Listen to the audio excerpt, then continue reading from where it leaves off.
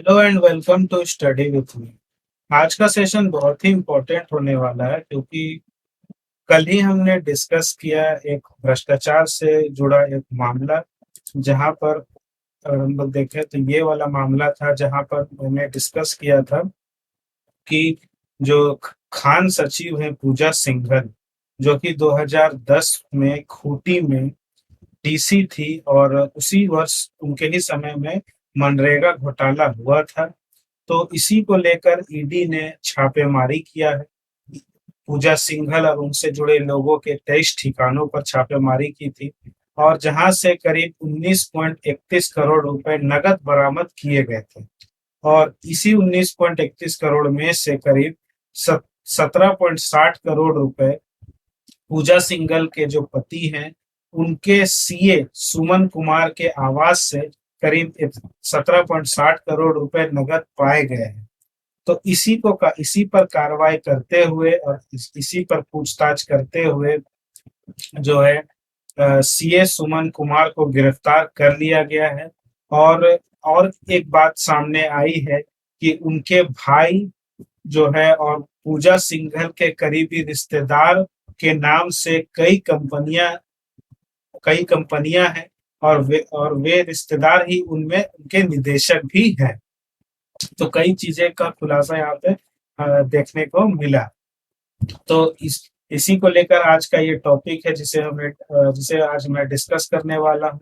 काफी इम्पोर्टेंट होने वाला है क्योंकि भ्रष्टाचार से जुड़ा ये बहुत बड़ा मामला सामने आया है। और अगर इसमें डीसी जो है और खान सचिव जो अब हो चुकी हैं पूजा सिंघल, इतने बड़े अधिकारी जब ऐसे मामलों में शामिल लिप्त पाए जाते हैं तो ये काफी इम्पोर्टेंट भी हो जाता है जानना कि किस तरह से बड़े अधिकारी जो है वो अपने पोजीशन का गलत फायदा उठाकर जो है भ्रष्टाचार का और काली कमाई करने का जो है ये कार्य ये कर रहे हैं।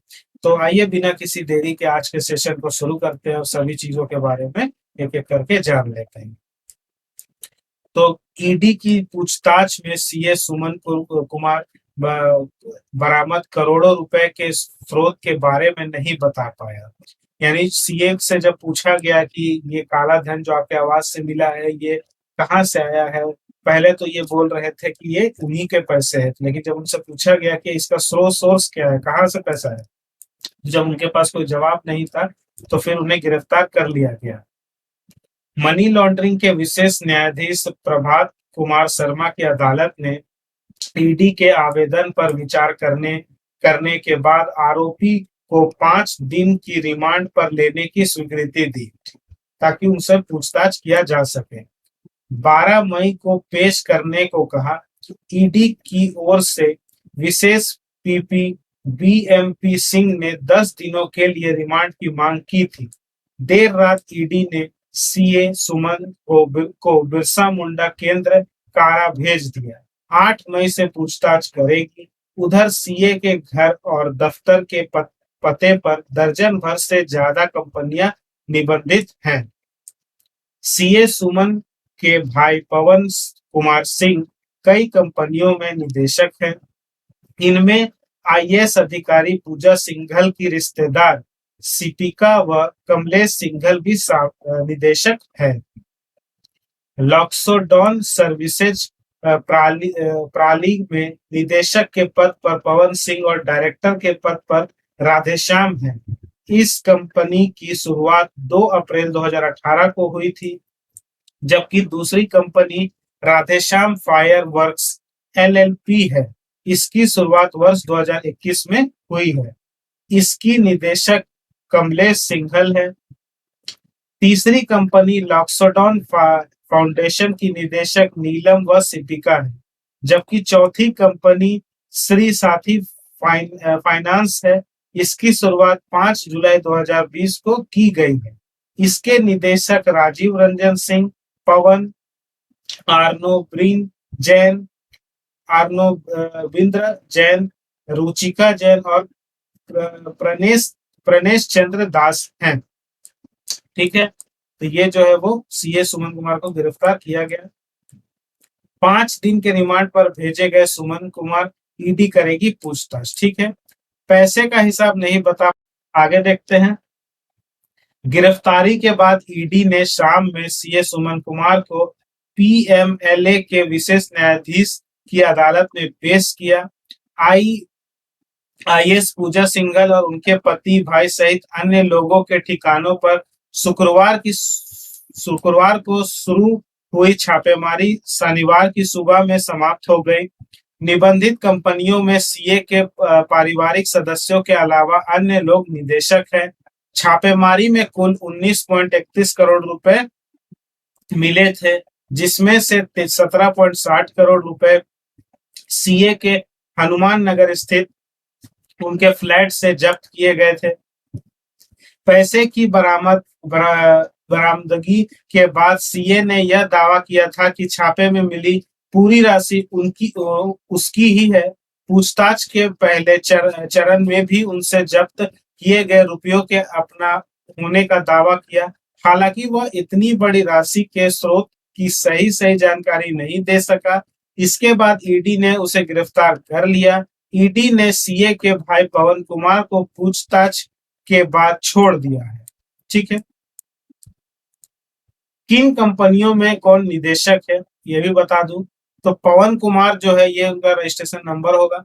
पवन कुमार जो है वो Shri Sathi foundation private limited, लॉक्सडॉन सर्विसेज प्राइवेट लिमिटेड और राधेश्याम एक्सप्लोसिव प्राइवेट लिमिटेड के निदेशक है। वहीं सीपिका सिंह जो है लॉक्सडॉन फाउंडेशन की निदेशक है। कमलेश सिंघल राधेश्याम एक्सप्लोसिव एलएलपी के निदेशक हैं।